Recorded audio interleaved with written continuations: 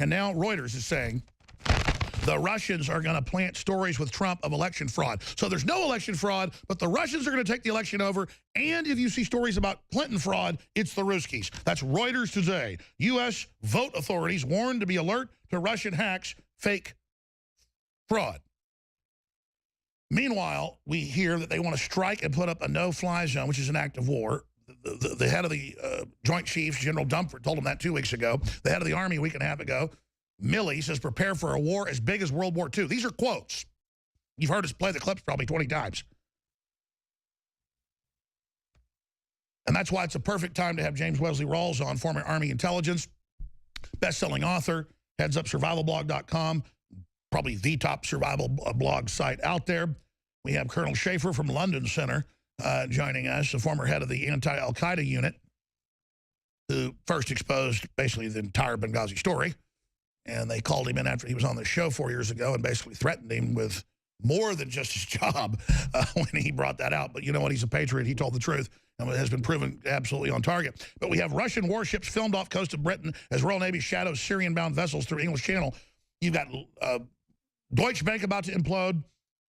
This is an incredible time to be alive. And you've got these different power structures that are on a collision course. You have China meeting with the head of the Philippines, giving them full honors.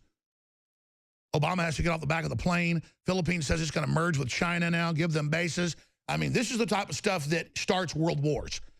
And by the way, we've gone from World War being a big possibility a year ago to now looking like, oh my gosh, I hope it doesn't happen. Why is it happening? James Wesley Rawles, survivalblog.com, best-selling author's latest novel titled Land of Promise. Thank you so much for joining us.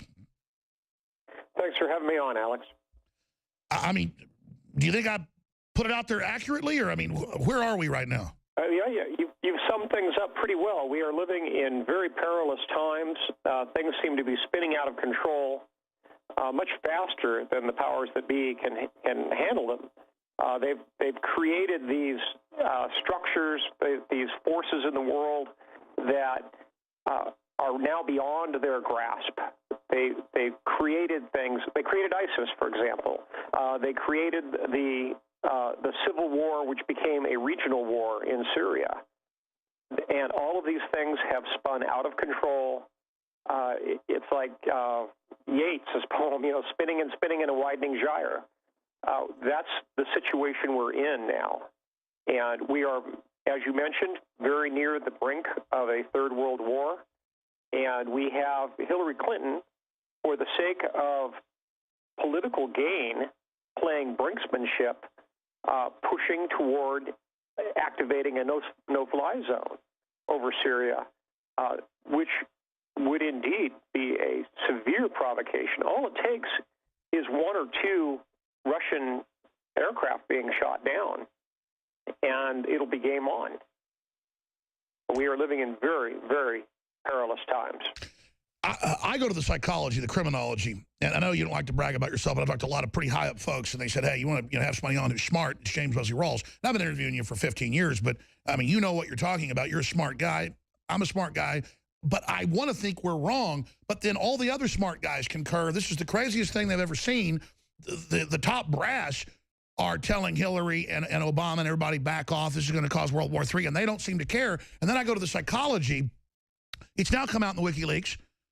And the FBI released documents as well, that she steals furniture everywhere she goes. She steals, basically silverware when she's in your house. I'm saying this shows serious mental illness when someone is a kleptocrat. On top of all this, she clearly is out of her mind. Yeah, not only is she running a kleptocratic system, but when she's personally a kleptomaniac, what does that tell you? I cannot believe that this woman is being seriously considered as a presidential candidate. And with just the torrent of information that's coming out of WikiLeaks right now, from within the DNC, from within the Clinton Foundation, it's just absolutely boggles the mind to think that she's being considered seriously. We have a situation where we may have a manipulated presidential election may have a split outcome with a difference between the popular vote and the electoral vote.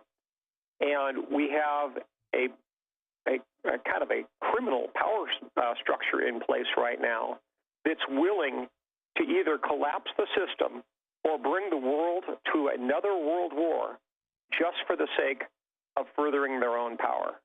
That's how absolutely corrupt and evil they are. And it's all about control. That's what Trump says. Working with Russia and others would be better for everybody economically. Instead, they want to topple it. George Soros admits he's trying to overthrow it. And it just seems to be no end. And speaking of psychology, I'm sure you've read it. He's done interviews where he said, when I was a young man, I believed I was the Messiah, but I had to keep it to myself because I don't want to be locked up. And he goes, now I do realize I'm kind of a Messiah of a type, but he's not the Messiah of the Bible. He's the Messiah of destruction. Wow. It's amazing to see so many people with such corrupt morals and so downright sociopathic or psychopathic rise to levels of power and influence where the most power-hungry amongst them are actually the ones who want to be behind the scenes. That's right. In fact, they had a big Psychology Today article yesterday. I saw a couple of them making fun of me saying she's a psycho. I mean, she brags about killing people and destabilizing all of Africa and steals 94% of the Haitian money for herself. She's a monster. Oh, I agree. I agree, absolutely. Getting back to today's headlines, Alex, I wanted to underscore what happened with the Internet DDoS attack this morning, primarily on the East Coast. Yes, I haven't even mentioned that. Giant attack, huge outages. Yeah, the article just came out an hour ago on theatlantic.com that describes how that might have been carried out. Apparently, the amount of hacking that's been going on for the last 10 years or so has been very carefully calculated. And it's been very insidious in that it has been injecting a malware into systems throughout the Internet, not just on major servers, but also apparently on what's called the Internet of Things, which refers to the processing power of all of the distributed Internet-connected computers that might be vulnerable. A lot of those have passwords that are just kind of burned in. They're what they call hard password, hard-coded. And systematically, over the last 10 years, a lot of those processors, some of them quite small, but have been co-opted.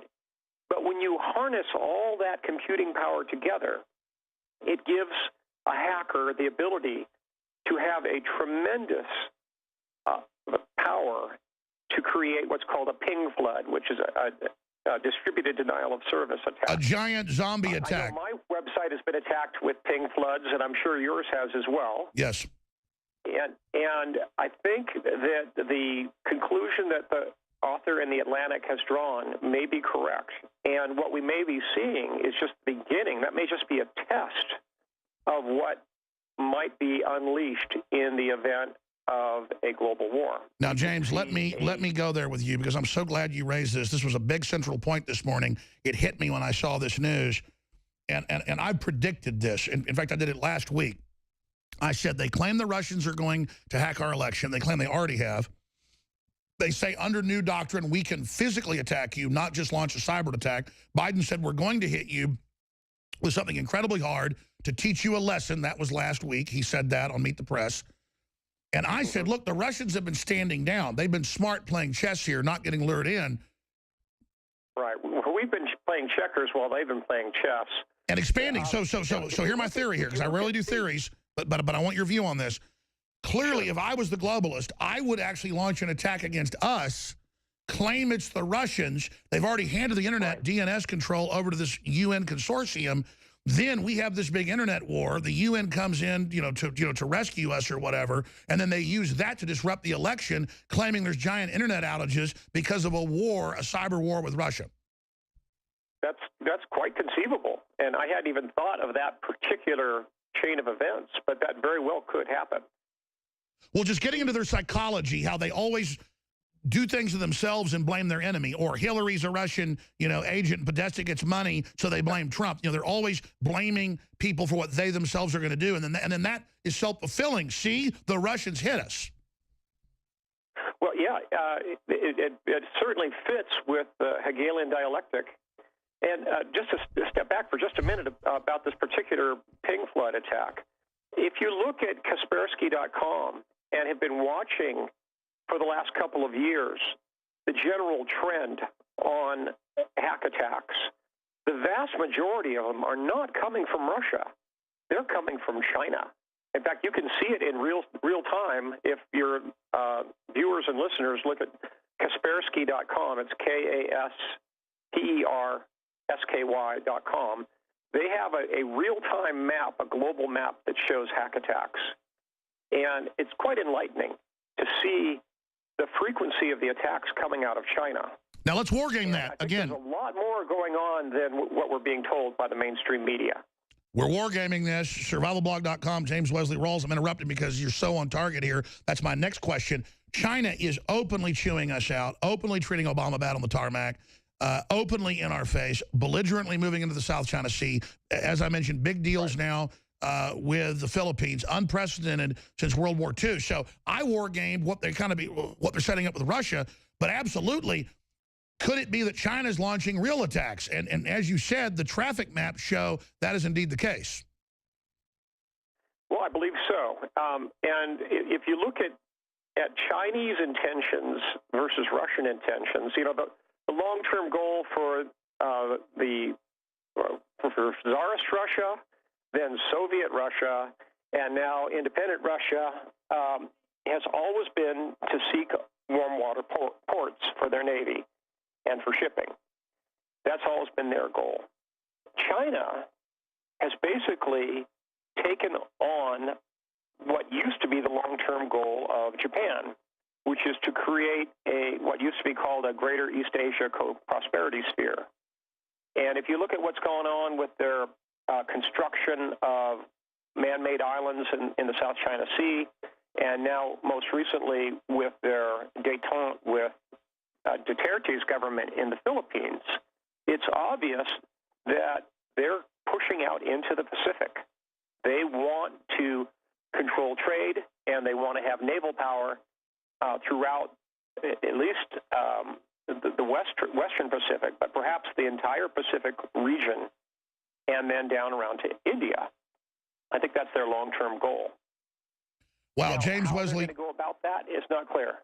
James Wesley Rawles, I want to, in the next 5 minutes, let you continue to roll with this. In your gut, your deep research, your sources, you've been on target, just frighteningly so. What do you think's about to unfold in the next 17 days and then after that? Because big banks getting ready to go under, like Deutsche Bank, they say 50 times bigger than Lehman Brothers. I mean, clearly all the planets are aligning historically for all hell to break loose. Well, well, to mention Deutsche Bank, for example, their hedge book is absolutely enormous. It's if you include both the traditional derivatives, OTC derivatives, and especially the credit market derivatives, where they have basically a giant casino going on in terms of bets in terms of which way interest rates are going to move. In total, it's about $75 trillion notionally in derivatives, which is more than all the money in all the world. So the potential fallout of a derivatives implosion are almost incalculable at this point. The counterparty risk is huge, and as I've mentioned in my blog, I think the end result might not be just giant banks like Deutsche Bank going under, but entire nation states going under. We could see the collapse of entire nation states through, if nothing else, just votes of no confidence, but we could see entire nations go under in the wake of a derivatives collapse. And the derivatives market, I think, is just emblematic of the overall power structures that have built up in the banking world, in the world of finance and arbitrage, counter trade, all of it altogether it's almost difficult to grasp just how much power has been accumulated by a very small number of international banks and how they have co-opted political processes. They've co-opted entire national economies, entire currencies. It's all basically under their thumb at this point. James Wesley Rawles is our guest.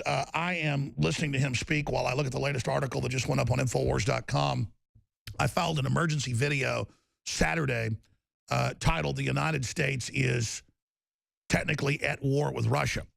Now, top British general has now come out and said, we are technically at war with Russia, and the end of life as we know it is about to happen. These are quotes, and I'm not tooting my horn, but, I mean, when I looked at the new doctrine, the announcement that they're going to hit Russia with a cyber attack, telling them they would, saying we may hit you physically. When you announce we're about to hit you, and including with classical munitions, physical munitions, that is a declaration. That is a game on guard, I'm coming at you under international law. And now the top general has come out and said that technically the U.S. is now at war and that Russia may invade, almost like Hitler invaded Russia with Barbarossa when he knew the Russians were about to counterstrike or launch an offensive. I mean, I cannot believe we're actually sitting here calmly talking about this, James Wesley Rawles, while the average person is obsessed with the NFL. Well, certainly. Yeah, in this case, it's the United States that's the provocateur here. We're the one provoking Russia. And we've been at it for 4 years with the Ukraine, and that game has turned into brinksmanship. And what's going on with Syria is a serious game of brinksmanship, and there it could very well turn into a shooting war very quickly. And within 1 hour of them announcing they were going to put a no-fly zone up a week ago, the Russians launched their fleet. I mean, the Russians in history are very easy to predict. I don't know what Hillary, she should just, stick to stealing the furniture from the White House and the State Department instead of World War III. James Wesley Rawles is our guest, Survival Blog. We live in, Alex. I've long been quoted as saying that we're living in the age of deception and betrayal.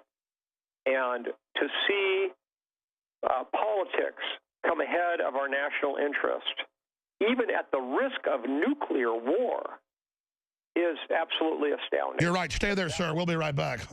This is unbelievable.